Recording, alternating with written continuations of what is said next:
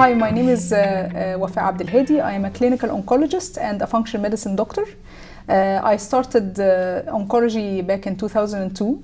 It was like a new, everybody is afraid of cancer because they don't know anything about it. And back then it was like you follow the guidelines, international guidelines. Someone comes, you give him their protocol.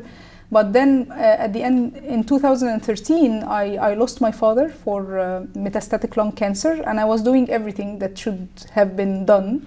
However, I threw out the search because everybody Googles. There was no ChatGPT back then. So I found out about something called functional medicine. So why do we treat people with the same disease, with the same protocol, when they might have a different root cause of the disease? So I delved into the functional medicine, and I got certified in less than 2 years because I was like hungry to get the information in. And I started to implement functional medicine in clinical oncology. And I found out that the results were amazing, not only from the nutraceutical aspect, but from the diet, lifestyle modification, how you optimize your sleep and everything. Then I met in 2015 my partner Patricia Daly, who passed away actually last January from a very aggressive cancer. The prognosis was 5 years. She lived for 16 years.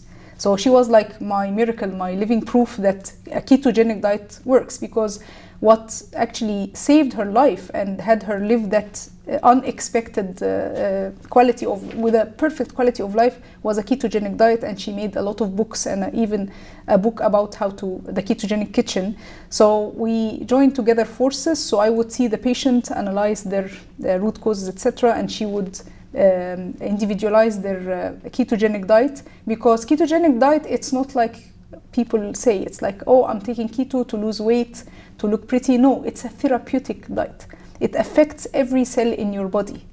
Like here in the Keto Global, they're talking about epilepsy because the brain, like most of it is made of fat. It's good fat. So you need to give your body a good fat. You don't go into a Facebook group or a social media group and learn how to do keto. So I am here and happy that I'm speaking at the Keto Global Conference. I am with the KetoM company because they provide high quality keto food, which I think that it's of utmost importance to people, whether they are in the early stage, because you don't wait until the disease progresses. If you want even to prevent it, if you have a family history, you go on a ketogenic diet modified according to your nutrigenomics. So some people can withstand saturated fat, some people cannot. So according to their nutrigenomics and their how do they respond to a ketogenic diet, you actually individualize the food. So if people are underweight, we optimize their macronutrients to gain weight. If people are overweight, we optimize their macronutrients to lose weight so that they are in optimal health and vitality. I've experienced keto diet myself. However, being a mother of 3, it's very hard to be on it all of the time. But when you are on a ketogenic diet, you have the sharpest mind. You don't crave food. You're energetic. Your athletic performance is higher because it acts on a gene called PPAR alpha, which is responsible for how you respond to the ketogenic diet and your VO2 max, so your exercise and cardiopulmonary functions. So I am blessed as an integrative oncologist, was a clinical oncologist back in Egypt, knowing all of this information. So I hope that the world can listen, attend these conferences in order for just to help as much people as possible, not only from cancer, because I'm an oncologist, but from autoimmune diseases and debilitating non-communicable diseases. First thing is awareness for both patients, medical professionals, and caregivers. It's extremely important, and hence the name of my clinic, Aware. And because when you are aware about everything from the beginning, the repercussions of what you're doing, you will be able to stick to a diet, stick to a plan, do lifestyle modifications, etc. I am very happy that there are more and more conferences are directed towards a ketogenic diet. Some people don't like the word ketogenic metabolic therapies, so we added metabolic. However, it's a low-carb diet. It's a fasting mimicking diet. So there are many ways that you can lower your glycemic index in order for your cells not to crash. Because high blood sugar, hyperinsulinemia. It's responsible for most of the metabolic syndromes and non-communicable diseases.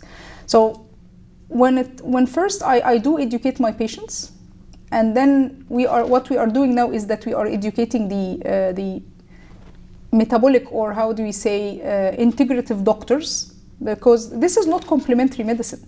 This is integrative, because you have to bring a ketogenic diet or the right diet to that person, even if it was high protein. It depends, of course, on the nutrigenomics, as we have discussed, but it's extremely important to go to that level so that you can have better results with your patients. Like, I know that clinical trials are being done with the right doctors. They are curating it properly, because you are using the good fats, because which fats are you using, the ratios of it, etc. And how people and doctors should understand that a ketogenic diet or a low carb diet or a fasting mimicking diet, it affects the overall well-being for a person. Their immune surveillance is better, so for autoimmunity. Their microbiota is optimized. 80% of your immune system is in your microbiota. You produce the beta-hydroxybutyrate, so you can actually do your own ketones, of course, but then you can, according to your condition, you can supplement with exogenous according to each one's status. Like, if even athletes, now we have a keto sport conference, because athletes, they thrive better, they get better energy on a ketogenic diet rather than a high carb loading diet before their triathlon or whatever.